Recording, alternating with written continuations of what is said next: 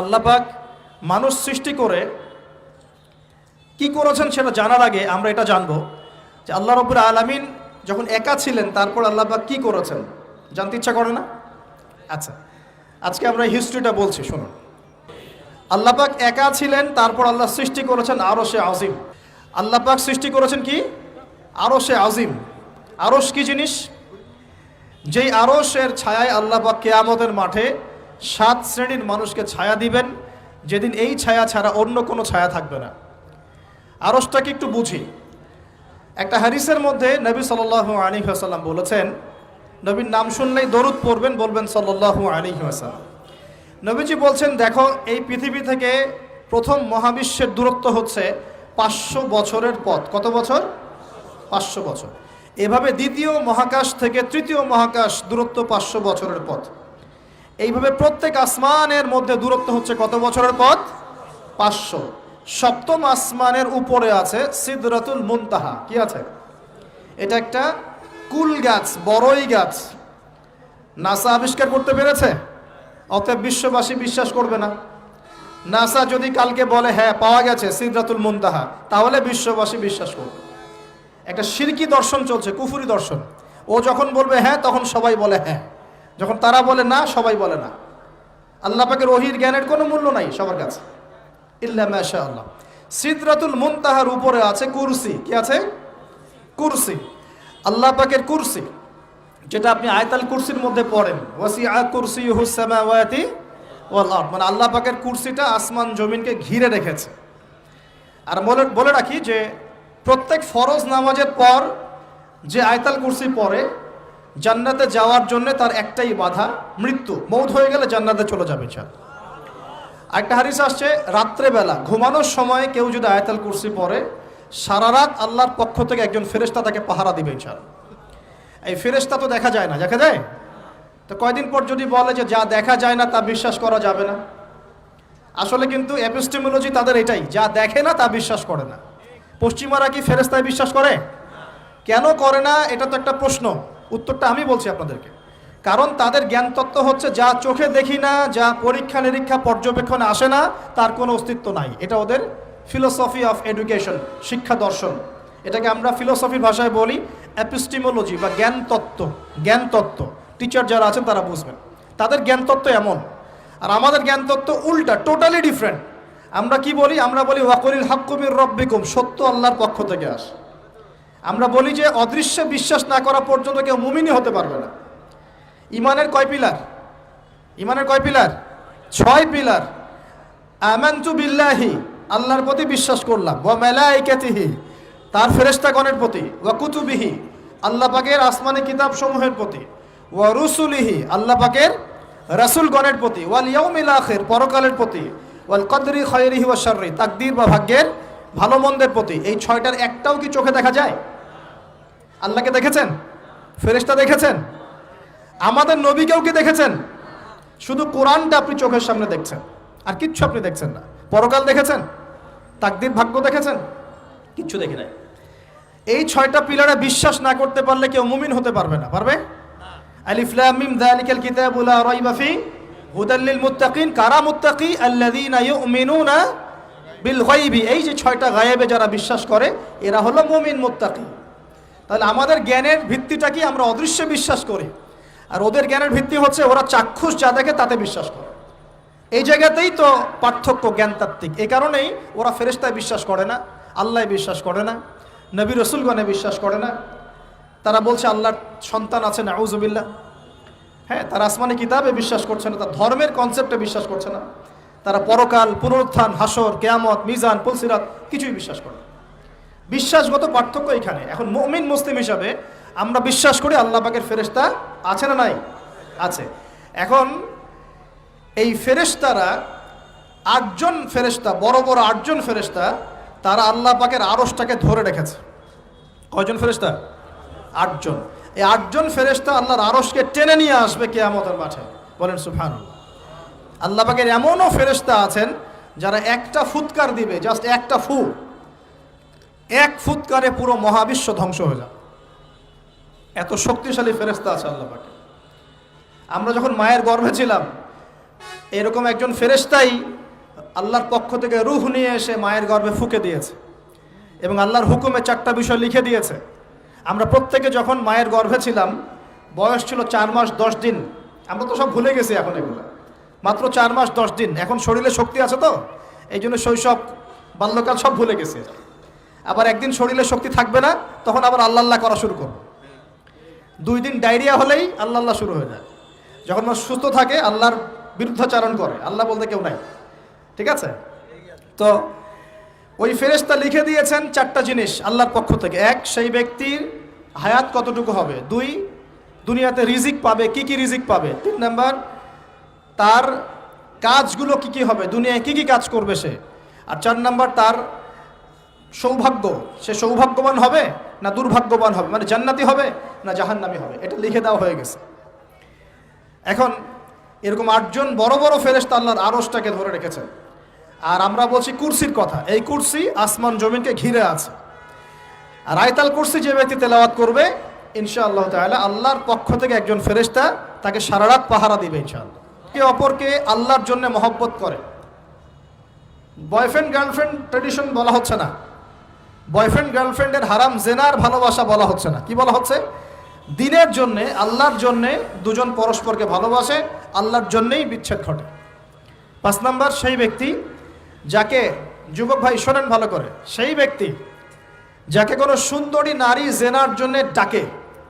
সুন্দরী উচ্চ বংশের কোনো মেয়ে নিজেই জেনা করার জন্য ডাকে, কিন্তু যুবক বলে আমি আল্লাহকে ভয় করি, ইন্নী আখাফুল্লাহ, আমি আল্লাহকে ভয় করি। এরকম যুবক আছে এখনো বাকি সমাজে? এখন তো ইচ্ছা করেই মানুষ জেনা করে। এখন তো জেনা এত সহজ, মানুষ 1000, 1500, 2000 টাকা দিয়ে জেনা করতে পারে। এই সমাজে জেনা সহজ, বিয়ে হয়েছে কঠিন। এই সমাজে জেনাটা সহজ হয়ে গেছে, বিয়েটা কঠিন হয়ে গেছে। এই জন্য বিয়ের ঝামেলা অনেকে যেতে চায় না। জেনা করেই তো আমি যা উদ্ধার করার করছি।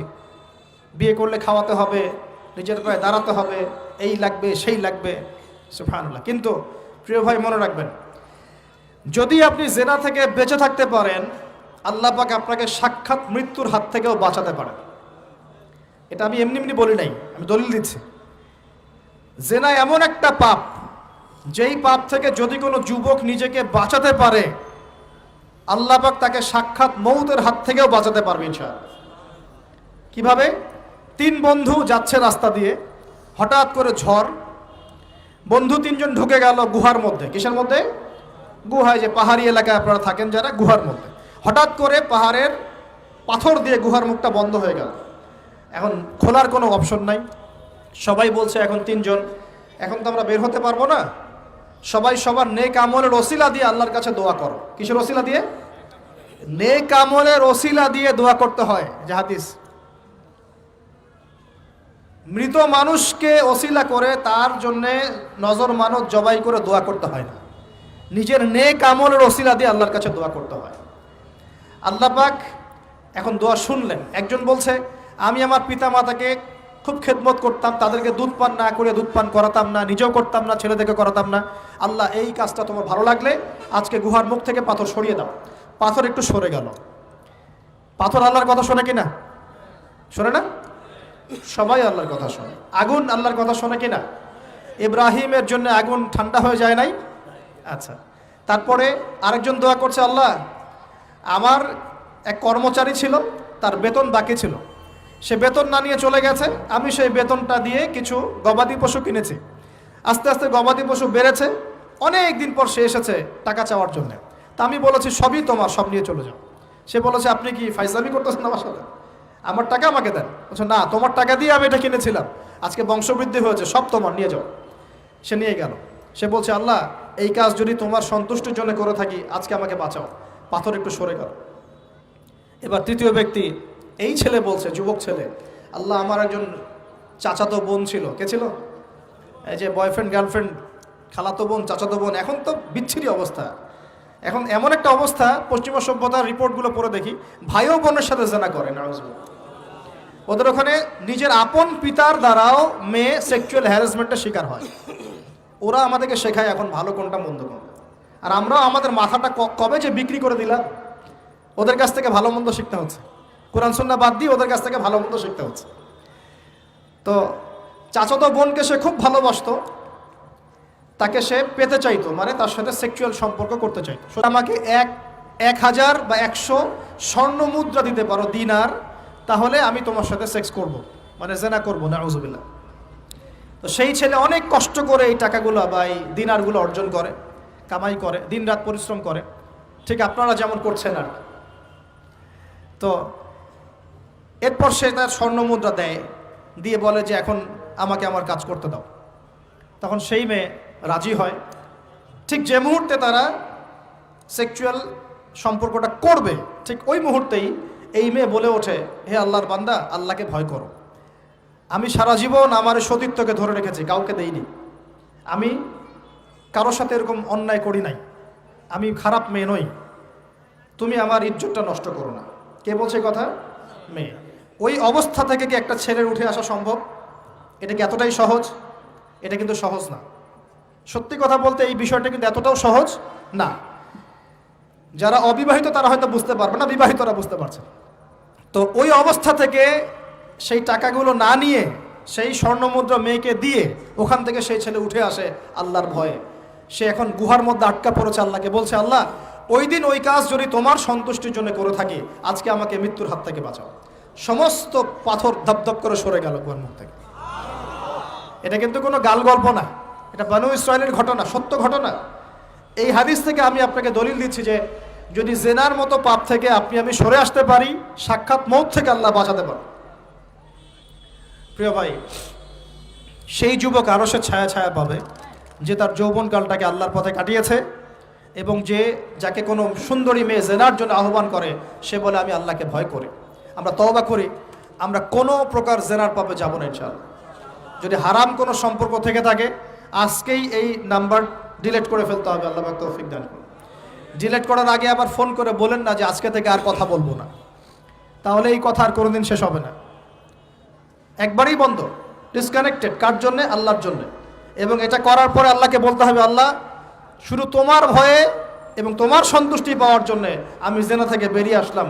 আল্লাহ তুমি আমাকে হেদায়েত দাও, ঈমান দাও, আমল দাও, এবং তোমার রাস্তায় আমাকে বেহিসাব রিজিক দাও, এবং নেককার কুমারী, নেককার প্রেমময়ী, তাকওয়াবান, মুত্তাকি একজন স্ত্রী আল্লাহ তুমি আমাকে দান করো। ইনশাআল্লাহ আল্লাহ পাক আপনাকে দান করো। আল্লাহ পাক দান করো। আল্লাহ পাকের জমিন প্রশস্ত, আল্লাহর হাত প্রশস্ত। আল্লাহর হাতকে সংকীর্ণ মনে করবেন না, আল্লাহর জমিনকে সংকীর্ণ মনে করবেন না। আল্লাহ পাক যাকে ইচ্ছা বেহিসাব রিজিক দিতে পারে ইনশাআল্লাহ। আল্লাহ পাক আমাদের সবাইকে বেহিসাব রিজিক দান করুন বলি আমিন। আর কে?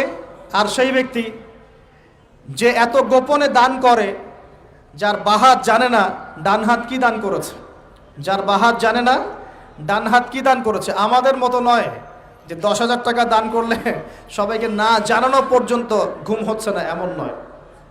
দান এমন গোপনে করে যে তার বাহাত জানে না ডান হাত কি দান করছে। আল্লাহ পাক আমাদের সবাইকে গোপনে দান করার তৌফিক দেন। এর মানে এই না যে প্রকাশ্যে দান করা যায় না, প্রকাশ্যেও দান করা যায়। অন্যকে উৎসাহিত করার জন্যে প্রকাশ্যেও দান করা যায়, কিন্তু গোপন দান আল্লাহর কাছে অনেক বেশি পছন্দের।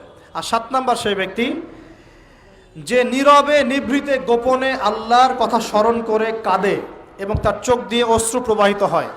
এই 7 শ্রেণীর মানুষকে আল্লাহ পাক কিয়ামতের মাঠে আরশের ছায়ায় ছায়া দিবে ইনশাআল্লাহ। আমরা কি পেতে চাই? আল্লাহ পাক এই আরশ সবার আগে সৃষ্টি করেছেন।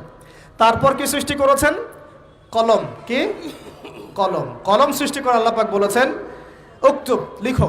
কলম বলছে মাযা আকতুব, আমি কি লিখবো? আল্লাহ বলছেন কিয়ামত পর্যন্ত যা হবে সব লিখো। লাউহে মাহফুজে কলম লেখা শুরু করেছে, কিয়ামত পর্যন্ত যা হবে সব লেখা হয়ে গেছে অলরেডি। অতএব রিজিক নিয়ে আপনার টেনশন করার কোনো দরকার নাই, যা লেখা হয়েছে পাবেন ইনশাআল্লাহ। যদি হালাল পথে চান হালাল পথে পাবেন, হারাম পথে চাইলে হারাম পথে পাবেন। আপনি যা তাকদিরে আছে এর বাইরে আপনি কিছু পাবেন না, যতই চেষ্টা করেন। আল্লাহ পাক আমাদের সবাইকে তাকদির নিয়ে সন্তুষ্ট থাকার তৌফিক দান করুন। এই তো প্রথম বিশ্বযুদ্ধে কত মানুষ মারা গেছে? 3 থেকে 4 কোটি। 3 থেকে 4 কোটি। নবী সাল্লাল্লাহু আলাইহি ওয়াসাল্লাম এবং সাহাবীরা যত যুদ্ধ করেছেন ইসলামের জন্য, সবগুলো যুদ্ধের পরিসংখ্যান মিলালে 10,000 মানুষও মারা যায় নাই। 10,000ও না। আর তোমাদের শুধু প্রথম বিশ্বযুদ্ধেই 3 থেকে 4 কোটি মানুষ মারা গেছে। সেকেন্ড ওয়ার্ল্ড ওয়ারে মারা গেছে 7 থেকে 8 কোটি মানুষ। ভিয়েতনাম যুদ্ধে এরকম প্রায় 4 থেকে 5 লক্ষ, আরও বেশি হতে পারে। চায়নায়, রাশিয়ায়, আপনার ইতালিতে যে বড় বড় রেভলিউশনগুলো হয়েছে দেখবেন লক্ষ লক্ষ মানুষ মারা গেছে, লক্ষ লক্ষ। এই যে শুরু হয়েছে ইউক্রেন রাশিয়া, এই যুদ্ধ এত তাড়াতাড়ি থামবে না, এই যুদ্ধ এত দ্রুত বন্ধ হবে না, এটা কন্টিনিউয়াসলি চলতে থাকবে। ওদের প্ল্যান ছিল সিরিয়াকে নিয়ে, সিরিয়াকে কেন্দ্র করে তার একটা মালহামা চেয়েছিল, গ্রেট ওয়ার, বিশ্বযুদ্ধ। ওটা হয়নি, আলহামদুলিল্লাহ হয় না, আলহামদুলিল্লাহ হয়নি। এখন নতুন পরিকল্পনা হচ্ছে এই যে ইউক্রেন রাশিয়া ইস্যু নিয়ে সারা ওয়ার্ল্ডে একটা ফেতনা সৃষ্টি করে। অলরেডি তারা ফেতনা সৃষ্টি করেই ফেলেছে। গ্যাসের দাম বেড়ে গেছে, তেলের দাম বেড়ে গেছে, এক্সপোর্ট ইম্পোর্ট কলাপস করছে, অনেক সমস্যা হচ্ছে। এবং এটাকে জিয়ে রাখা হচ্ছে অস্ত্র দিয়ে, প্রযুক্তি দিয়ে, হ্যাঁ, ট্যাঙ্ক দিয়ে, সমরাস্ত্র দিয়ে ওরা জিয়ে রাখছে যুদ্ধটাকে, যে চলুক, কন্টিনিউয়াসলি চলতে থাক। কারণ তাদের উদ্দেশ্য হচ্ছে পুরো বিশ্বে একটা ম্যাসাকার যুদ্ধ লাগানো। এটা আস্তে আস্তে আপনারা বুঝতে পারবেন, আমাকে কিছুই বলতে হবে না, আস্তে আস্তে আপনারা এমনি বুঝতে পারবেন। সারা বিশ্বে একটা গ্রেট ওয়ার হতে পারে, যেটাকে মিলিটারি অ্যাফেয়ার্স যারা বুঝেন তারা বলেন যে নিউক্লিয়ার ওয়ার বা পারমাণবিক যুদ্ধের কথা বলেন। এটা কিন্তু আমাদের দরজায় দাঁড়িয়ে আছে। আমরা দোয়া করি এমনটা না হোক, কিন্তু হতে পারে। আমরা দোয়া করি এমনটা না হোক, কিন্তু হতে পারে। হলে কি হবে সেই চিন্তা আমাদের করতে হবে। তো যারা বলে ইসলাম তরবারির জোরে ছড়িয়েছে, তাদের এইসব কথা বলার কোনো অধিকার নাই, এতে লজ্জা করা উচিত। কারণ শুধু ফার্স্ট ওয়ার্ল্ড ওয়ারেই 3 থেকে 4 কোটি মানুষকে তারা মেরে ফেলেছে। আমরা কি তরবারের জোরে ইসলাম প্রচার করেছি, নাকি আদর্শের জোরে হয়েছে? আদর্শ দেখে, মুসলিমদের চরিত্র দেখে, তাদের চারিত্রিক মাধুর্য দেখে, কোরআন সুন্নাহর প্রামাণ্যতা দেখে লক্ষ লক্ষ মানুষ ইসলাম কবুল করেছে, আলহামদুলিল্লাহ। এখনও করছে, আলহামদুলিল্লাহ। এখন যে সারা বিশ্বে মানুষ মুসলিম হচ্ছে, কোন জায়গায় মুসলিমরা গলার জোরে, তরবারের জোরে ইসলাম প্রচার করছে দেখান দেখি। এখন কি বিশ্বে মানুষ মুসলিম হচ্ছে না? হচ্ছে কি না? পশ্চিমা সভ্যতায় মানুষরা মুসলিম হচ্ছে না? এখন কি আমরা যুদ্ধ করছি, তরবারি দিয়ে ওদেরকে ধরে রেখেছি, এই ইসলাম কবুল কর, এটা বলেছে? প্রিয় ভাইরা, যেটা বলতে চাচ্ছিলাম, ফেরেশতারা বলেছেন রক্তপাত ঘটাবে আর ফাসাদ সৃষ্টি করবে। তারা কি সঠিক না ভুল? ফেরেশতারা সঠিক না ভুল? সঠিক। তারা কি গায়েব জানতেন? উত্তর না। তারা কিসের আলোকে বলেছেন? ওই যে বাসিরা, দূরদর্শিতা। জিন জাতি যা করেছে এরা তো তাই করতে পারে। আল্লাহ পাক কি বলছেন? আল্লাহ পাক বলছেন ইন্নী আ'লামু মা লা তা'লামুন, আমি যা জানি তোমরা তা জানো না। মানে আমার অনেক শুকরগুজার বান্দা থাকবে যারা আমার আনুগত্য করবে, আমার বিরুদ্ধাচরণ করবে না। আমরা ওই বান্দাদের অন্তর্ভুক্ত হতে চাই, আল্লাহ পাক কবুল করুন বলি। এটা বলে রাখি যে জান্নাতের 120টা কাতার হবে। কয় কাতার? 120 কাতার। এর মধ্যে 80টা কাতার হবে উম্মতে মুহাম্মাদের মধ্য থেকে, আলহামদুলিল্লাহ। এবার আল্লাহ পাক আদম আলাইহিস সালামকে সৃষ্টি করলেন নিজ হাতে। সূরা সাদের মধ্যে আল্লাহ পাক বলেছেন খলাকতু বিয়াদাই, আমি নিজ হাতে ওকে সৃষ্টি করেছি। আল্লাহর হাত কেমন সেটা ব্যাখ্যা করার দরকার নাই, এগুলো নিয়ে চিন্তা করতে যাবেন না। আল্লাহ পাকের মতোই, কারোর সাথে সাদৃশ্যপূর্ণ নন। আল্লাহ পাক এবার আদম আলাইহিস সালামকে সৃষ্টি করে নাম শিক্ষা দিলেন। ওয়াল্লামা আদামাল আসমাআ কুল্লাহা, এই মহাবিশ্বের যত জ্ঞান আল্লাহ পাক আদম আলাইহিস সালামকে শিক্ষা দিলেন। বলেন সুবহানাল্লাহ। এখান থেকে দলিল পেলাম আমাদের পিতা বানর থেকে হয় নাই, আমাদের পিতাকে আল্লাহ পাক সৃষ্টি করেছে। আমাদের পিতাকে কে সৃষ্টি করেছেন? আল্লাহ রাব্বুল আলামিন। তাও আবার নিজ হাতে, মানে কি? ভালোবাসা দিয়ে, ভালোবেসে, মহব্বতের সাথে। এই খলাকতু বিয়াদাই, আমি নিজ হাতে সৃষ্টি করেছি, এই কথা মানুষ ছাড়া, আদম আলাইহিস সালাম ছাড়া অন্য কারো জন্য আল্লাহ পাক বলেন নাই। অন্য সবার জন্য আল্লাহ পাক বলেছেন ইযা আরাদা শাইআন আইয়াকুল লাহু কুন ফায়াকুন। যখন আল্লাহ পাক কিছু করতে চান খালি বলেন কুন, হও, ফায়াকুন, হয়ে যায়। ওখানে আল্লাহ পাক বলেন নাই সাগর সৃষ্টি করেছে হাত দিয়ে, এই গ্রহ নক্ষত্র সৃষ্টি করেছে আমার হাত দিয়ে। আল্লাহ পাক এমনটা বলেন নাই। আদম আলাইহিস সালামকে আল্লাহ পাক কত মহব্বত করেন, আল্লাহ পাক বলছেন যে আমি তাকে আমার নিজ হাতে সৃষ্টি করেছি। আর আজকে তোমরা শেখাচ্ছ মানুষকে, আস্তাগফিরুল্লাহ, যে মানুষ বানর থেকে হয়ে যায়। কত বড় কুফরি, কত বড় শিরক, কত বড় লজ্জা। নিজের সম্মান মানুষ নিজেভাবে নষ্ট করতে পারে, নিজের সম্মান নিজে নষ্ট করতে পারে। আমাদেরকে আল্লাহ সৃষ্টি করেছেন আদম আলাইহিস সালাম থেকে। তারপরে যান, শুধু সৃষ্টি করেন নাই, আল্লাহ পাক সমস্ত নাম শিক্ষা দিয়েছেন। নাম মানে এখানে শুধু নাম, মঙ্গল, নেপচুন, প্লুটো এগুলো না। নাম মানে হচ্ছে জ্ঞান। নাম মানে কি? জ্ঞান। একটা এক্সাম্পল দেই, যখন আপনি বাচ্চাকে বলেন যে A for Apple, A for কি অ্যাপল যে শেখাচ্ছেন, অ্যাপল বলতে কিন্তু সে শুধুমাত্র একটা ওয়ার্ড শিখে না, ও কিন্তু শিখে অ্যাপল মানে একটা এমন কিছু যেটা খেতে হয়। কি করতে হয়? খেতে হয়। যখন আপনি শেখান এ ফর অ্যান্ট, ও বুঝতে পারে অ্যান্ট হচ্ছে একটা সৃষ্টি, এটা চলাচল করে কালো কালো দেখতে, ও কিন্তু মাথার মধ্যে ওটা ছবি এঁকে নেয়। তো এটা নাম মানে শুধু নাম না, জ্ঞান। আল্লাহ পাক আদম আলাইহিস সালামকে সমস্ত জ্ঞান শিক্ষা দিলেন। আল্লামাল ইনসান মা লাম ইয়ালাম, আল্লাহ বলছেন আমি মানুষকে সেই জ্ঞান শিক্ষা দিয়েছি যা মানুষ জানতো না। মানে আমরা সৃষ্টিগতভাবে জ্ঞানী ছিলাম না, আল্লাহ পাক জ্ঞান শিক্ষা দিয়েছেন। কোন জ্ঞান শিক্ষা দিয়েছেন? যে জ্ঞান ফেরেশতাদেরও ছিল না। বলেন সুবহানাল্লাহ। আল্লাহ পাক জ্ঞান শিক্ষা দিয়ে ফেরেশতাদের সামনে নিয়ে গিয়ে বলছেন তোমরা এই নামগুলো বলো দেখি। ফেরেশতারা বলছেন লা ইলমা লানা ইল্লা মা আল্লামতানা, আল্লাহ আমাদের তো সেই জ্ঞান নাই, যা আপনি শিখিয়েছেন অতটুকুই জানি, এর বেশি জানি না। এবার আল্লাহ পাক বলছেন ইয়া আদম আম্বিহুম বিআসমাইহিম, আদম তুমি সব নাম বলে দাও দেখি। আদম আলাইহিস সালাম সমস্ত নাম ধর করে সব বলে দিলেন। আমাদের পিতা জ্ঞানী ছিলেন না? ছিলেন না? আল্লাহ পাক নিজে তাকে জ্ঞান শিক্ষা দিয়েছে। আর আমরা বলছি মানুষ আস্তাগফিরুল্লাহ অন্য প্রাণী থেকে আসছে। সুবহানাল্লাহ, কত অদূরদর্শী মানুষেরা, কত সুদূর প্রসারী একটা কুফরি মতবাদ। এবার আল্লাহ পাক আদম আলাইহিস সালামকে বলছেন তুমি নাম বলে দাও, তিনি সব নাম বলে দিলেন।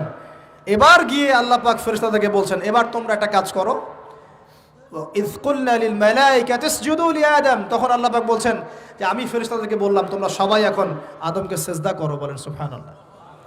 কত সম্মান আমাদের পিতার। মহাবিশ্বে ফেরেশতাদের সামনে আল্লাহ পাক তাকে সিজদা করালেন ফেরেশতাদেরকে দিয়ে। ফাসাজাদু, সবাই সিজদা করলো, ইল্লা ইবলিস। কে সিজদা করলো না? ইবলিস। এখানে একটা বিষয় মনে রাখেন, আমাদের পিতাকে কিসের কারণে সম্মানিত করা হয়েছে? শারীরিক গঠন, চেহারার সৌন্দর্য, টাকা পয়সা, রিজিক, কোনটার কারণে? এইটাই মনে রাখবেন। মুসলিম উম্মাহ যদি আজকে সারা বিশ্বের নেতৃত্ব দিতে চায়, সবাইকে জ্ঞানী হতে হবে, জ্ঞানের বিপ্লব ঘটাতে হবে। বলেন সুবহানাল্লাহ, বলেন আমিন। এই জ্ঞানের বিপ্লব ঘটাতে পারলে ইনশাআল্লাহ মুসলিম উম্মাহ আবার সেই জায়গায় যাবে যেখান থেকে আমরা এসেছি। জ্ঞান ছাড়া আমরা কিচ্ছু করতে পারবো না। আর এই জ্ঞান মানে শুধু একমুখী শিক্ষা নয়, জেনারেল শিক্ষা, ইসলামিক শিক্ষা, এই দুইটাকে হারমোনিয়াসলি কম্বাইন্ড করতে হবে, করে এমন জ্ঞান অর্জন করতে হবে যেই জ্ঞান দিয়ে বিশ্বকে আমরা চ্যালেঞ্জ করতে পারি। এটাই এই বিশ্বের সবচেয়ে বড় চ্যালেঞ্জ এখন, মুসলিমদের সবচেয়ে বড় চ্যালেঞ্জ এখন এটাই, ইসলামিক শিক্ষা এবং জেনারেল শিক্ষাকে একত্রিত করে এমন প্রজন্ম তৈরি করা যে প্রজন্ম আগামী দিনে উম্মাকে নেতৃত্ব দেবে ইনশাআল্লাহ। এই একটা কাজ যদি কেউ করে যেতে পারে, আল্লাহ পাক তৌফিক দেখ, আমরা দোয়া করি আল্লাহ পাক এমন নেতা আমাদের উপরে নিয়ে আসুক যারা এরকম প্রজেক্ট লঞ্চ করতে পারে। বলেন আমিন। দোয়া করতে কোনো সমস্যা? অথবা যদি কেউ হাল না ধরে, আল্লাহ পাক যেন এমন কিছু মানুষ তৈরি করে দেন যারা এই জ্ঞানতাত্ত্বিক বিপ্লব নিয়ে কাজ করবে ইনশাআল্লাহ। এটা সবচেয়ে ইম্পর্টেন্ট কাজ এখন, না হলে আজকে থেকে 20-30 বছর পরে এই প্রজন্মকে আপনি আর খুঁজে পাবেন না। দেখবেন এমন প্রজন্ম চলে আসছে যারা বলবে আল্লাহর সাথে আমাদের কোনো সম্পর্ক নাই, নামাজ পড়বে না, রোজা রাখবে না, যাকাত দিবে না, আল্লাহকে চিনবে না। দেখে নিয়েন, আমরা দোয়া করি এমনটা না হোক, কিন্তু যদি আমরা হাল ছেড়ে দিই এখন, এমনটাই হবে সামনে। এটা খিদিরের দৃষ্টিভঙ্গি দিয়ে আপনাদেরকে বললাম, জ্ঞানতাত্ত্বিক রেভলিউশন দরকার। যদি কেউ কোনো উদ্যোগ না গ্রহণ করে, অ্যাটলিস্ট বাসায় পারিবারিকভাবে হলেও আপনাকে শেখাতে হবে সন্তানকে, কোনো অপশন নাই। এবার ফাসাজাদু, সবাই সিজদা করেছে, ইল্লা ইবলিস, ইবলিস করে নাই। কেন করছে না? ইবলিসের সমস্যাটা কি? ইবলিসকে আল্লাহ পাক জিজ্ঞাসা করছেন, আল্লাহ পাক জিজ্ঞাসা করছেন মা মানাআকা আল্লা তাসজুদা ইয আমারতুক, আমি তোমাকে আদেশ করলাম আদমকে সিজদা করতে, কে তোমাকে নিষেধ করলো সিজদা করতে? ইবলিস বলছে, বেশি চালাক, বেশি বোঝে যারা, অতিরিক্ত বুদ্ধিজীবী। ইবলিস ছিল বেশি বুদ্ধিজীবী। ইবলিস ছিল কি?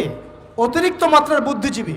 আছেন আমাদের সমাজে এরকম কিছু মানুষ, ও বলছে খলাকতানি মিন নার, আমাকে সৃষ্টি করেছেন আগুন দিয়ে, আগুন তো সুপিরিয়র মাটির চাইতে। ও খলাকতাহু মিন তিন, আর আপনি এই আদমকে সৃষ্টি করেছেন মাটি থেকে, কাদা মাটি দিয়ে, আমি কেন আদমকে সিজদা করতে যাব? যুক্তি, অতি যুক্তিবাদী, অতি বুদ্ধি। আল্লাহ পাক বলছেন ফাখরুজ মিনহা ফাইন্নাকা রাজিম, এখান থেকে বের হয়ে যাও, তুমি অভিশপ্ত। ফাইন্না আলাইকা লা'নাতা ইলা ইয়াউমিদ্দিন, আমার আদেশ লঙ্ঘন করার কারণে কিয়ামত পর্যন্ত তোমার উপর লানত, অভিশাপ বর্ষিত। আল্লাহ পাক তাড়িয়ে দিলেন, একদম থ্রোন অ্যাওয়ে। আমরা বলি না আউযু বিল্লাহি মিনাশ শাইতানির রাজিম, রাজিম শব্দের মানে হচ্ছে বিতাড়িত, থ্রোন অ্যাওয়ে, কার্সড, যাকে অভিশাপ করা হয়েছে। এবার ভালো করে শোনেন প্রিয় ভাইরা, ইবলিসের এই স্টেটমেন্টগুলো শোনেন। এবার ইবলিস বলছে রব্বি আনজিরনি ইলা ইয়াউমি ইউবআসুন। এই স্টেটমেন্টটা ভালো করে শোনেন। ইবলিস বলছে রব্বি, হে আমার রব। ইবলিস বলছে রব্বি, হে আমার রব। ইবলিস বলছে রব্বি, হে আমার রব, আমাকে অবকাশ দিন, আনজিরনি, আমাকে অবকাশ দিন, ইলা ইয়াউমি ইউবআসুন, কিয়ামত দিবস পর্যন্ত। ইবলিস আল্লাহকে বিশ্বাস করে কি করে না? ইবলিস আস্তিক না নাস্তিক বলেন? ইবলিস বলছে রব্বি। রব্বি মানে কি? হে আমার রব। রব্বি মানে রব না, রব্বি মানে আমার রব। রব্বুন মানে রব, রব্বুহু তার রব, রব্বুহুম তাদের রব, রব্বুকা মানে তোমার রব, রব্বুকুম মানে তোমাদের রব, রব্বি মানে কি? আমার রব, রব্বুনা আমাদের রব। এটা গ্রামার, বুঝতে পারছেন? ইবলিস বলছে রব্বি মানে কি? হে আমার রব, আনজিরনি, আমাকে অবকাশ দিন, ইলা ইয়াউমি ইউবআসুন, কিয়ামত দিবস পর্যন্ত। ইবলিস আস্তিক না নাস্তিক? তাহলে এখন বলেন তো, আমরা যারা দুনিয়াতে আল্লাহকে অস্বীকার করছি তারা ইবলিসের চেয়ে বড় না ছোট? দলিল দিলাম তো, নাকি এমনি এমনি বললাম? আচ্ছা, আল্লাহ পাক বলছেন যাও, ফাইন্নাকা মিনাল মুনজারিন, তোমাকে অবকাশ দেয়া হলো। কারণ কিয়ামত পর্যন্ত সময় আল্লাহর কাছে খুব বেশি কিছু না, একদিনেরও কম, অল্প সময়, একটা সকাল একটা সন্ধ্যার মতো। ঠিক আছে, দিলাম, যাও। এবার ইবলিস চ্যালেঞ্জ করছে। এই চ্যালেঞ্জটা আমাদের সবাইকে মনে রাখতে হবে, সারা জীবন ইবলিসের এই স্টেটমেন্টটা মনে রাখতে হবে। সেটা কি? ইবলিস বলছে ফাবিমা আগওয়াইতানি, সূরা আরাফ পড়ে দেখবেন। ইবলিস বলছে ফাবিমা আগওয়াইতানি, আপনি যে আদমের কারণে আমাকে আজকে বের করে দিলেন জান্নাত থেকে, লাআকউদান্না লাহুম সিরাতাকাল মুস্তাকিম, আমি সেই আদমের সরল পথে ওত পেতে বসে থাকবো, চুপটি ঘাপটি মেরে বসে থাকবো, ঘাপটি মেরে ওর জন্য বসে থাকবো। আর সুম্মা লাতিয়ান্না মিন বাইনি আইদিহিম, আমি অবশ্যই তার সামন থেকে আসবো। সুম্মা লাতিয়ান্নাহুম মিন বাইনি আইদিহিম, আমি আদম সন্তানদের সামন থেকে আসবো, সামন থেকে মানে সরাসরি ওয়াসওয়াসা দিব। ওয়া মিন খালফিহিম, পেছন থেকে আসবো মানে পিছন থেকে ওয়াসওয়াসা দিব। ওয়া আন আইমানিহিম, ডান দিক থেকে ওয়াসওয়াসা দিব। ওয়া আন শামাইলিহিম, বাম দিক থেকে আসবো। ওয়ালা তাজিদু আকসারাহুম শাকিরিন, আপনি বেশিরভাগ আদম সন্তানকে শুকরগুজার পাবেন না। ইবলিস ঠিক বলেছে না ভুল বলেছে? বেশিরভাগ মানুষ নামাজ পড়ে না, বেশিরভাগ মানুষ সুদ খায় কি খায় না, বেশিরভাগ মেয়ে এখন বেপরদায় চলে কি চলে না, বেশিরভাগ মানুষ এখন অন্যায় করে কি করে না, বেশিরভাগ মানুষই আল্লাহ থেকে দূরে চলে। ইবলিস কিন্তু ঠিকই বলেছে, ঠিক বলে নাই? আচ্ছা, আল্লাহ পাক বলছেন ঠিক আছে যাও, তোমার চ্যালেঞ্জ তোমার জায়গায়, তবে আমার বান্দারা যদি সারা জীবনও অন্যায় করার পরে একবার, যদি খালি একটাবার মন থেকে তাওবাতান নাসুহা মানে প্রকৃত তওবা করে, খালেস তওবা করে, আল্লাহর কাছে ফিরে আসে, বলে আস্তাগফিরুল্লাহ, আল্লাহ আমাকে মাফ করে দাও, রব্বিগফির ওয়ারহাম, আল্লাহ মাফ করো, ক্ষমা করো, আস্তাগফিরুল্লাহাল্লাযী লা ইলাহা ইল্লা হুয়াল হাইয়ুল কাইয়ুম ওয়া আতুবু ইলাইহি, বা আমার কাছে একটাবার যদি মাফ চায়, ক্ষমা চায়, তার সারা জীবনের গুনাহ আমি মাফ করে দেব ইনশাআল্লাহ। আর কি চাই? ওই যে বললাম না, আমাদেরকে ভালোবেসে আল্লাহ সৃষ্টি করেছেন। এবার ইবলিস চলে গেল, আর আদম আলাইহিস সালামের পাজর থেকে আল্লাহ পাক সৃষ্টি করলেন হাওয়া আলাইহিস সালাম। বলে সুবহানাল্লাহ। কারণ সঙ্গিনী ছাড়া আমরা চলতে পারবো না। পারবো? যারা চিরকুমার সঙ্গে নাম লেখাচ্ছ, এগুলো থেকে বের হয়ে আস। এখন চিরকুমার থাকার টেন্ডেন্সি মানুষের, চিরকুমার থাকতে হবে কেন? সঙ্গীত দরকার আছে কি নাই? আছে। একা একা লাগে, মানুষ একা একা চলতে পারে না। ইব্রাহিম আলাইহিস সালাম একা চলে আসছেন, তার সাথে সারা আলাইহিস সালাম ছিলেন। আমাদের নবীজি যখন একা, তার সাথে খাদিজা রাদিয়াল্লাহু আনহা ছিলেন। ঠিক আছে? ঠিক একইভাবে আদম আলাইহিস সালাম একা একা জান্নাতে, আল্লাহ পাক তার পাঁজর থেকে সৃষ্টি করলেন কাকে? হাওয়া আলাইহিস সালাম। বলে রাখি, হাওয়া আলাইহিস সালাম ছিলেন পৃথিবীর সবচেয়ে সুন্দরী নারীদের একজন। দুজন নারীকে সবচেয়ে সুন্দরী বলা হয়। কয়জন? একজন হাওয়া আলাইহিস সালাম, আর একজন ইব্রাহিম আলাইহিস সালামের স্ত্রী সারা আলাইহিস সালাম। মনে থাকবে? এখানে মনে রাখবেন, নিজে যদি পবিত্র থাকেন, নিজের চরিত্রকে পবিত্র রাখেন, ইনশাআল্লাহ আপনি সব দিক থেকে ভালো একজন মেয়ে পাবেন ইনশাআল্লাহ। নিজের চরিত্র ঠিক থাকবে না, জেনা করবেন, 10 ঘাটের পানি খেয়ে আসবেন, দেখবেন যাকে বিয়ে করেছেন ও 15 ঘাটের পানি খেয়ে আসছে। সতর্ক থাকবেন, আল্লাহ পাক হেফাজত করুন বলি আমিন।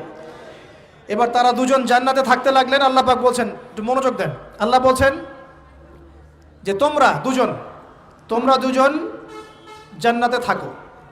ফাকুলা মিনহা রাগাদান হাইসু শি'তুমা, জান্নাতে যা ইচ্ছা তোমরা খাও, কোনো সমস্যা নেই, থাকো খাও। ওয়ালা তাকরাবা হাদিহি শাজারা, কিন্তু একটা আদেশ করছি তোমাদেরকে, এই যে গাছটা দেখছো এই গাছের কাছেও যাবে না।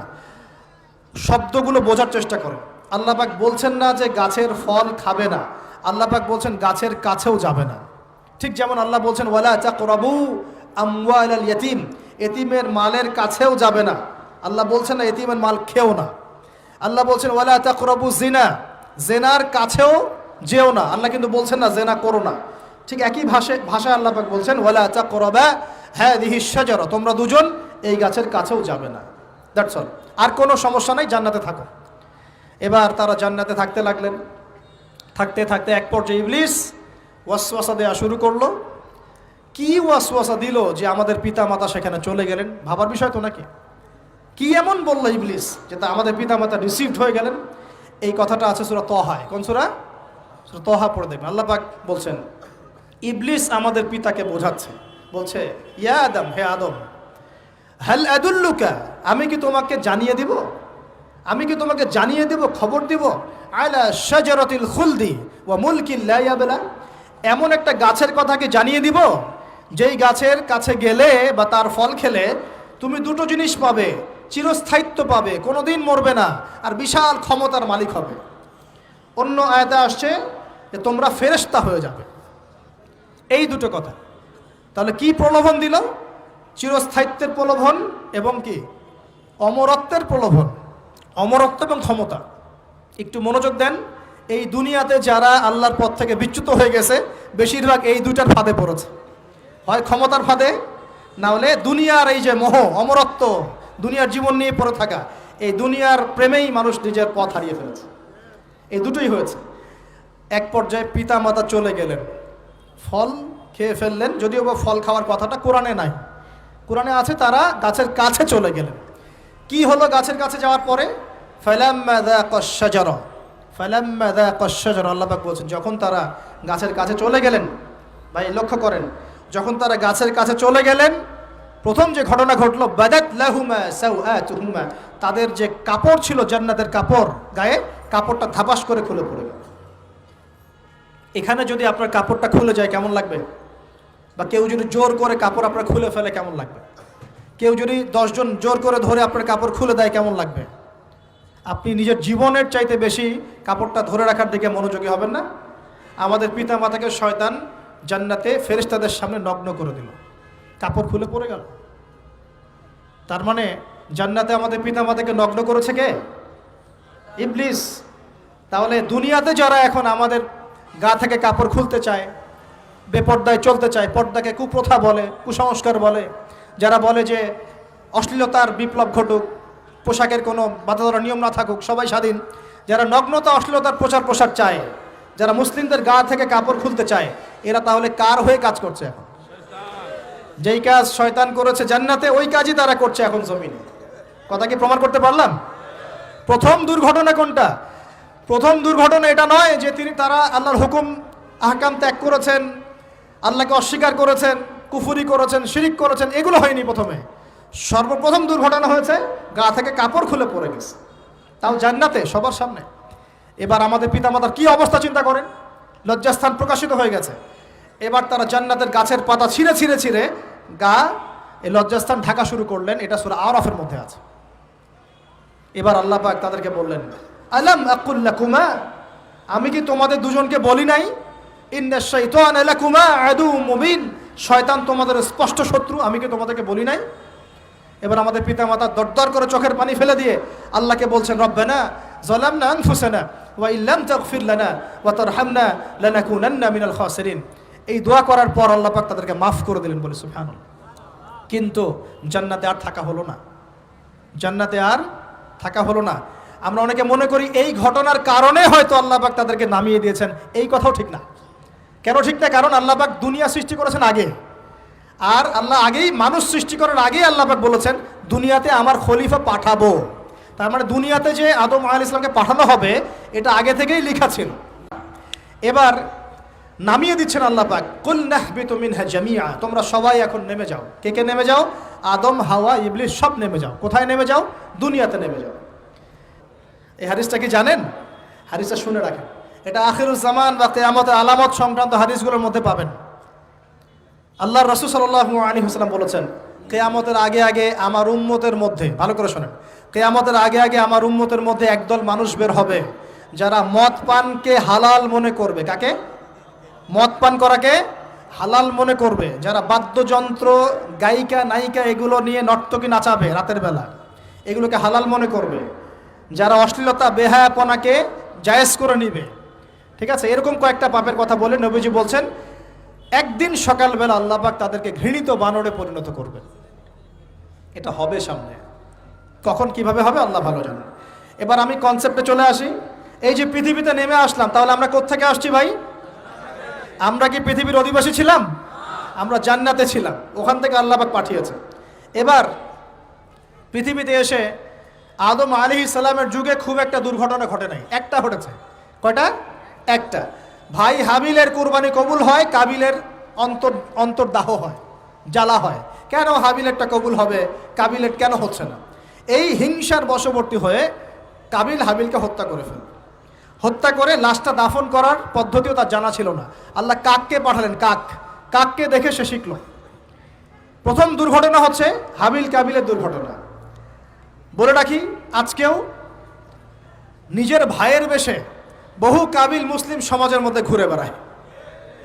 নিজের ভাইয়ের লেবাসে, পোশাকে, সুরতেই বহু কাবিল এখনও কিন্তু মুসলিম সমাজে ঘুরে বেড়ায়।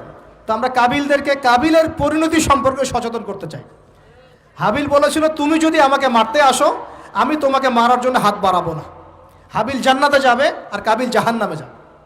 কেন কাবিল জাহান্নামে যাবে? নবীজি বলেছেন, পৃথিবীর প্রথম হত্যাকাণ্ড সংগঠিত করেছে কাবিল। এ কারণে পৃথিবীতে যত খুন হবে, সমস্ত খুনের পাপের একটা অংশ কাবিলের আমল নামায় যোগ করা হবে। বলেন নাউজুবিল্লাহ। একটা কথা মনে রাখবেন, সদকায়ে জারিয়া যেমন আছে, গুনাহে জারিয়াও আছে।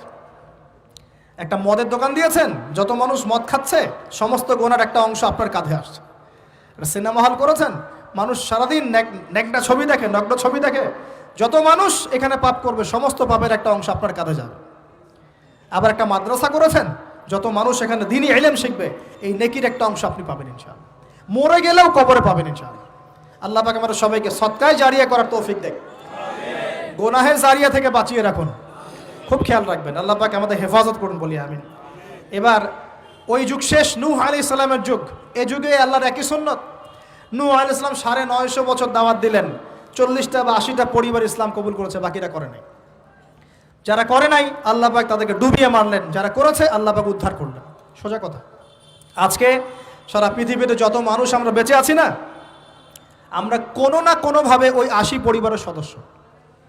আমরা ভাই ভাই, বা আমরা ওই ফ্যামিলি, 80 ফ্যামিলির অন্তর্ভুক্ত। কীরকম করে? নূহ আলাইহিস সালামের 4 সন্তান ছিল। কয় সন্তান? এক সন্তানের নাম হচ্ছে হাম। কি নাম? হাম। হাম ছিল একটু কালো বর্ণের। হামকে দিয়ে আফ্রিকার কন্টিনেন্টে যত মানুষ দেখছেন, ব্ল্যাক স্কিনের, কালো স্কিন, এরা সবাই হামের বংশধর। মজা না বিষয়টা? মানুষের অস্তিত্ব পৃথিবীতে, ইতিহাস, এগুলো খুব ইন্টারেস্টিং টপিক। ইতিহাস পড়তে থাকলে আপনি ডুবে যাবেন। কত কি যে বিশ্বে হয়েছে আর কত কিছু হবে সামনে, সুবহানাল্লাহ। তখন আপনার অস্তিত্ব জানান দিবে যে আমি কত ক্ষুদ্র, মহাবিশ্ব কত বড়, আল্লাহ কত বড়, কত সময় চলে গেছে আর আমি এই সময় কি করছি। এক ভাইয়ের নাম শাম। এই শামকে কেন্দ্র করে এই আরবের যে মানুষগুলো আছে, আরব, অ্যারাবিয়ান, এরা শামের বংশধর। আরেক ভাইয়ের নাম ইয়াফাস। কি নাম? ইয়াফাস। ইয়াফাসের বংশধর হচ্ছে পশ্চিমারা, মানে রোমক যারা, তারা। আরেক ভাইয়ের নাম ছিল কেনান। কি নাম? কেনান। এ ইমান নিয়ে আসে নাই, ওই যে প্লাবনে ডুবে মরে গেছে। মরে যাওয়ার পরে আদম আলাইহিস সালাম বলেছিল, আল্লাহ আমার পরিবারের অন্তর্ভুক্তকে মাফ করে দাও। আল্লাহ বলেছেন, লাইসা মিন আহলিক, সে তোমার পরিবারের কেউ না। নবীর সন্তান হয়েও, নবীর সন্তান হওয়ার পরেও ইমান না আনার কারণে সে জাহান্নামে গেছে। আর আমরা আর কি এমন মানুষ, অমুক আলেমের সন্তান, অমুক বক্তার সন্তান, হ্যাঁ, অমুক পীরের নবাবজাদা, অমুক তমুক, এইসব বড়াই করে লাভ নাই। আমল, আকীদা, ইমান যদি ঠিক না থাকে, আমাদের বংশ পরিচয় আমাদেরকে বাঁচাতে পারবে, আমাদের দেশ, জাতীয়তাবাদ, বর্ণ বাঁচাতে পারবে না। যার যার কবরে তাকে তাকে যেতে হবে। নিজের আমল নিয়ে ফিকির করেন, নিজের কবর নিয়ে ফিকির করেন, অন্যের দিকে চোখ দেওয়া বন্ধ করেন, আগে নিজের কবরের ফিকির করেন।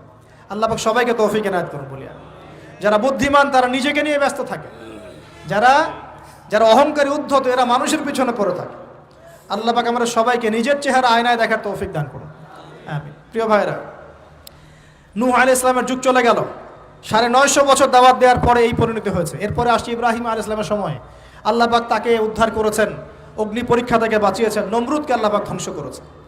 আল্লাহ পাক এরপরে এনেছেন আদ জাতির হুদ আলাইহিস সালাম এবং তার অনুসারীদেরকে আল্লাহ পাক বাঁচিয়েছেন, বাকিদেরকে ধ্বংস করে দিয়েছেন ঝড় দিয়ে, বায়ু প্রবাহ দিয়ে।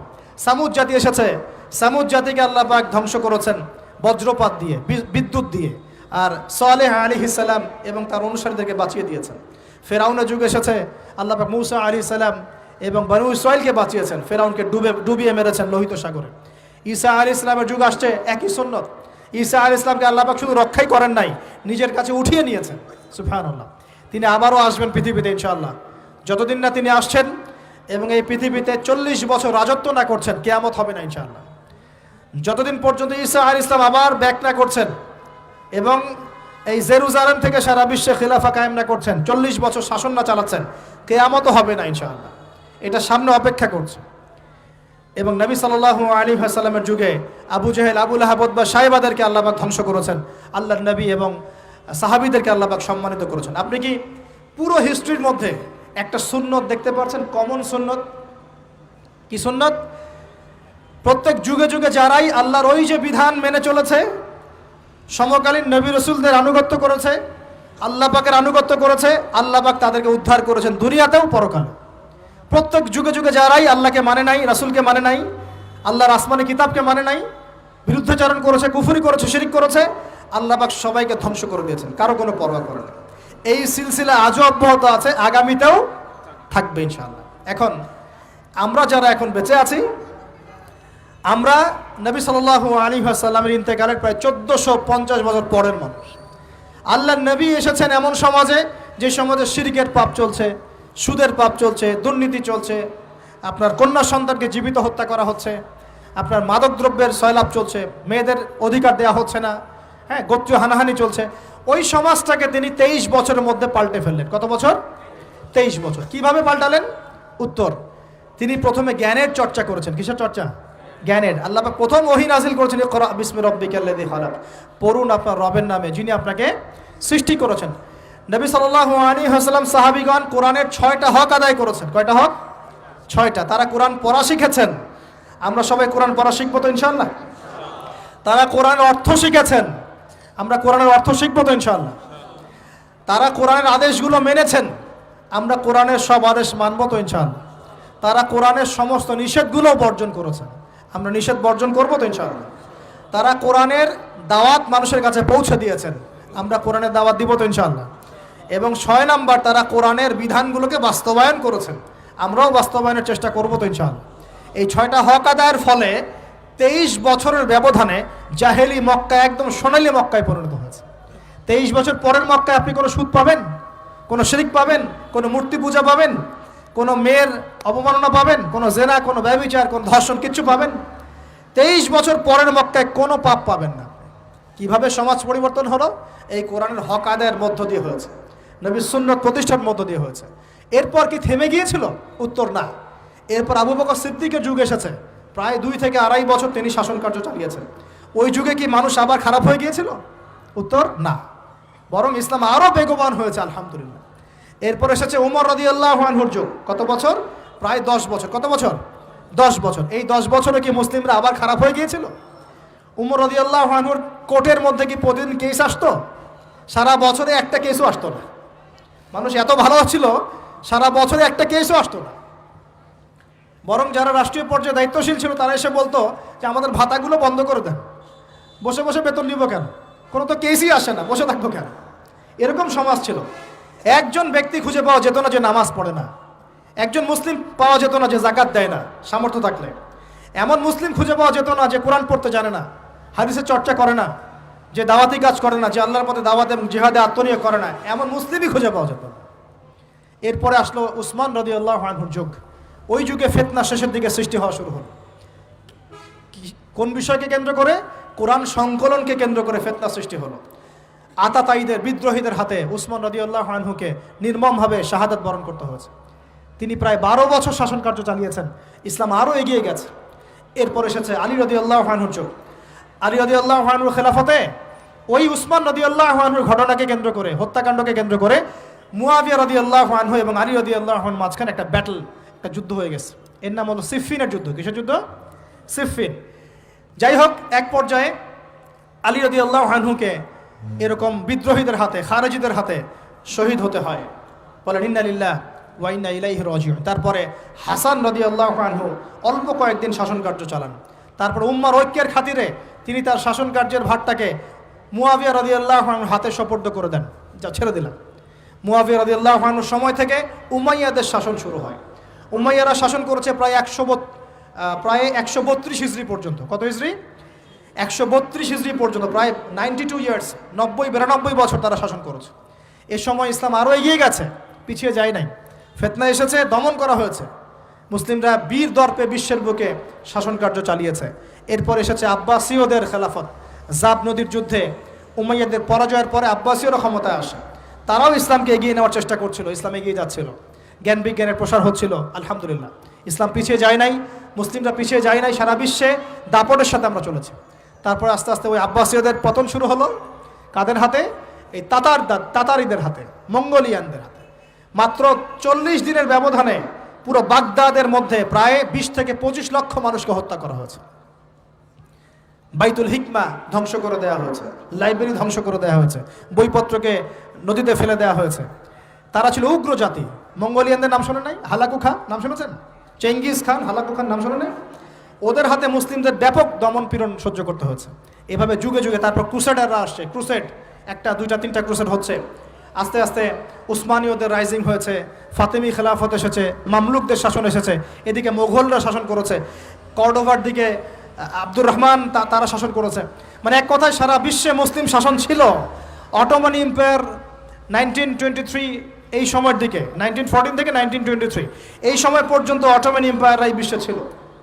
তারপরে মুসলিমরা আস্তে আস্তে রাষ্ট্র ভাগ করে ফেলেছে।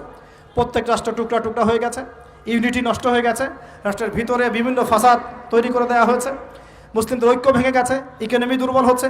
সব মিলিয়ে আজকে মুসলিমদের আজকে এই অবস্থা হচ্ছে। আমাদের এখন যুবকরা চিনে না আল্লাহকে, নামাজ পড়তে মানুষ খুঁজে পাওয়া যাচ্ছে না, যাকাত দেওয়ার মানুষ পাওয়া যায় না।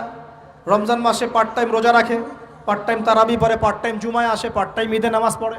প্রজন্ম আস্তে আস্তে এই জায়গায় চলে আসছে। আল্লাহকে চিনে না, রাসূলকে চিনে না, ইসলামের হিস্ট্রি জানে না, আমাদের শেকড় জানে না। এমনি এমনি হয়নি, লাস্ট 100 বছরে এই জায়গায় আমরা আসছি। লাস্ট 100 বছরের হিস্ট্রি ভালো করে পড়ে দেখবেন, বলার সময় নাই এখানে। লাস্ট 100 বছরের হিস্ট্রি পড়ে দেখবেন, যে জায়গায় আমরা ছিলাম সেখান থেকে একদম তলানিতে নেমে চলে আসছি। এখন প্রশ্ন হচ্ছে, এই অবস্থায় কি চিরস্থায়ী থাকবো, নাকি এখান থেকে আমরা সামনে যাব? সামনে যে এমনি এমনি যাওয়া হবে না এটা নিশ্চিত। সামনে যাওয়ার জন্য কিছু কাজ এবং ক্রাইটেরিয়া মেনটেন করতে হবে। আমরা জানি এরপরে আসবে ইমামুল মাহদির শাসন, তারপরে আসবে নবী ঈসা আলাইহিস সালামের শাসন, তারপরে দাজ্জালকে মেরে ফেলা হবে। আর দাজ্জালকে মেরে ফেলার আগে দাজ্জাল তার অনুসারীদেরকে নিয়ে বিশ্ব শাসন করবে 40 বছর। 40 বছর না, 40 দিন। 40 দিন। প্রথম দিন হবে 1 বছরের সমান, দ্বিতীয় দিন হচ্ছে 1 মাস, তৃতীয় দিন 1 সপ্তাহের সমান। তারপরে দিনগুলো আমাদের দিনের মতোই। এরপর ঈসা আলাইহিস সালামের আগমনের মধ্য দিয়ে তার ধ্বংস হবে। এরপর ইয়াজুজ আর মাজুজ বের হবে। ইয়াজুজ আর মাজুজ খুব হিংস্র হবে, তাদেরকে হত্যা করার ক্ষমতা মুসলিমদের থাকবে না। মুসলিমরা তুর পাহাড়ে আশ্রয় নেবে। আল্লাহ পাকের গজবে তাদের ঘাড়ের মধ্যে একটা ভাইরাস জন্ম নেবে, এতে তারা মারা যাবে। বড় বড় নখরওয়ালা প্রাণী আল্লাহ পাঠাবেন, পাখি, এরা এসে এদেরকে উঠিয়ে উঠিয়ে কোনো জায়গায় ফেলে দিবে, মহাবিশ্বের কোনো এক জায়গায় এনে ফেলে দিবে। তারপর আল্লাহ পাক বৃষ্টি বর্ষণ করবেন, প্রচুর বৃষ্টি বর্ষিত হবে এবং বিশ্বের এই জমিনটা উর্বর হবে। তখন একটা ডালিম দেখেছেন? ডালিম, একটা ডালিম একটা পরিবার খাবে। একটা ডালিমের খোসার মধ্যে একটা পরিবার আশ্রয় নিতে পারবে।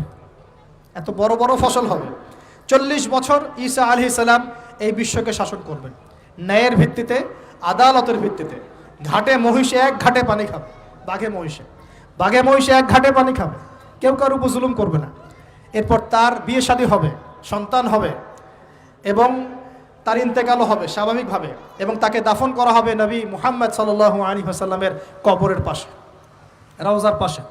এরপরে মানুষ আবার খারাপ হওয়া শুরু করবে, এতটা খারাপ হবে যে মানুষ রাস্তার মোড়ে মোড়ে জেনা ব্যভিচারে লিপ্ত হবে, কুকুর শিয়ালের মতো। এই অবস্থায় পশ্চিম দিক থেকে সূর্য উঠবে এবং ব্যবসায়ী ব্যবসা করতে বসেছে, কাপড় খুলেছে, এই কাপড় গুটিয়ে নেওয়ার আগে কিয়ামত হয়ে যাবে। একজন ব্যক্তি পানির বোতল খুলেছে, পানি মুখে দেওয়ার আগেই কিয়ামত হয়ে যাবে। একজন ব্যক্তি বাসা থেকে বের হয়েছে, বাসায় ফেরত যাওয়ার আগে কিয়ামত হয়ে যাবে। উঠকে পানি পান করানোর আগে কিয়ামত হয়ে যাবে। ওই সময় তওবার দরজা বন্ধ হয়ে যাবে। এই ইসরাফিল আলাইহিস সালাম সিংহায় ফুঁক দিয়ে দিবেন, মহাবিশ্ব ধ্বংস হয়ে যাবে। আল্লাহ পাক দ্বিতীয় ফুৎকারের মধ্য দিয়ে আবার সবাইকে উঠাবেন এবং এই দুনিয়ার জীবনে আমরা যে কাজগুলো করেছি এর হিসাব আমাদেরকে দিতে হবে।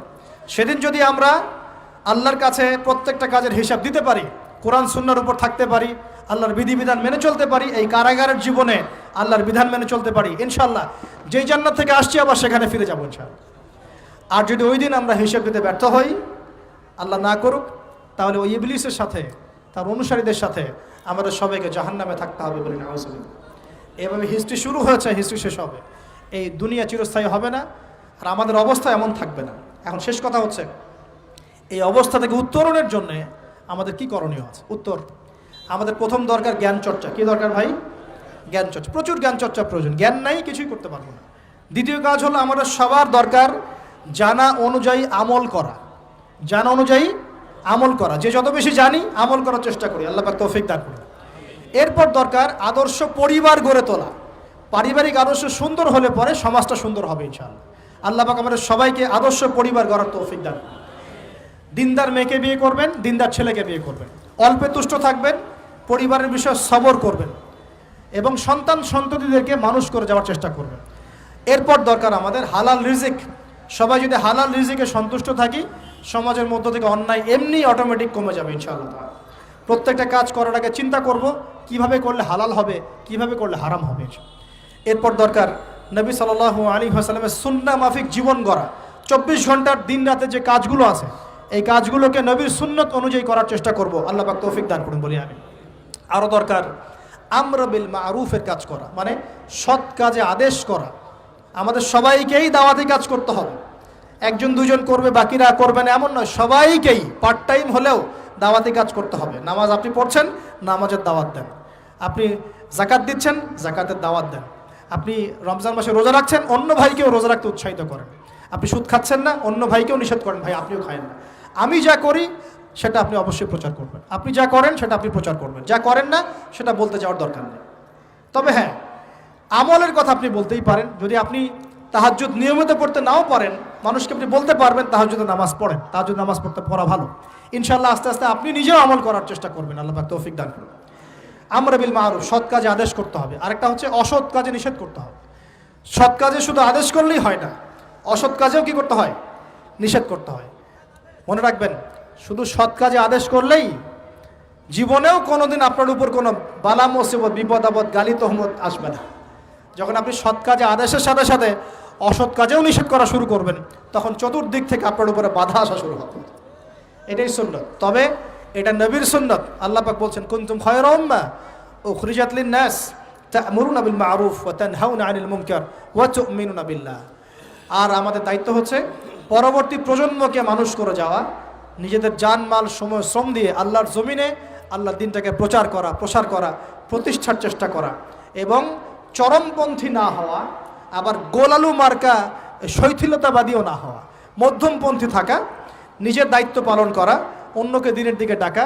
আমাদের ঊর্ধ্বতন কর্তৃপক্ষ যারা থাকবে সবার সামনে ইসলামটাকে যুগোপযোগীভাবে সত্য মিথ্যাকে স্পষ্ট করে দিয়ে উপস্থাপন করা। তারা যদি কবুল করে আলহামদুলিল্লাহ, যদি নাও করে তাদের দায়িত্ব তাদের, আমাদের দায়িত্ব আমাদের। That's all. আল্লাহ রাব্বুল আলামিন আমাদের সবাইকে কোরআন সুন্নাহ মাফিক জীবন করার তৌফিক দান করুন বলি আমিন। আমাদের সবাইকে আল্লাহ পাক পুরো ওয়ার্ল্ড হিস্ট্রি পড়ার তৌফিক দান করুন। কোরআনের জ্ঞানী হওয়ার তৌফিক দেখ, এর অর্থ বোঝার তৌফিক দান করুন। নবীর সুন্নাহ মাফিক জীবন করার তৌফিক দান করুন। হালাল খাওয়ার তৌফিক দেখ, আদর্শ পরিবার গড়ার তৌফিক দান করুন এবং দিন ইসলামকে বিজয়ী করার জন্যে আমাদের জানমাল সময় শ্রম ব্যয় করে আল্লাহর পথে কাজ করার তৌফিক এনায়েত করুন। সকলেই বলে আমিন। أقول قولي هذا أستغفر الله لي ولكم ولسائر المسلمين. بارك الله لنا ولكم بالآية الحكيم إنه تعالى جواد كريم بر رؤوف رحيم.